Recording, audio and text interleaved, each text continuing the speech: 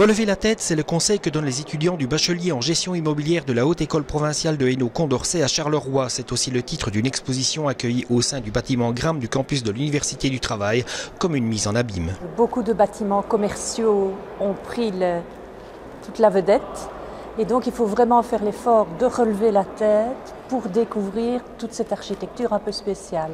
Et même, je dirais, dans les rues moins commerçantes, vous avez le même problème qui se pose, c'est que les gens marchent en regardant au niveau des façades et ne trouvent pas ça joli. Et s'ils relèvent la tête, vous avez de très jolies décorations qui prouvent que les Carolo aiment leur maison.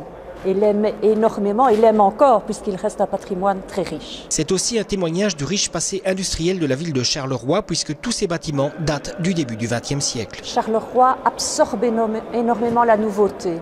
Et alors à ce moment-là, on constate que Charleroi n'est pas encore entièrement loti, qu'il y a des terrains libres à la ville haute. Et le nouvel hôtel de ville, par exemple, qui sera bâti dans les années 30, va donner de l'inspiration énormément pour l'art déco, qui a commencé beaucoup plus tôt à Paris, à Bruxelles, puisque ça date de 1925. Vous aurez la maternité Rena Street, donc ce sont des bâtiments plus ou moins officiels, mais les Carolo vont adopter ce style de bâtiment et donc le style paquebot va se développer puisque quand ils verront cette maternité rose plantée dans le haut de la ville, ils vont adopter le style paquebot et se diriger même vers le modernisme très facilement. Et l'art nouveau, lui, est venu plus tard de Bruxelles, déjà se mettre un peu comme ça, plic-ploc, je dirais.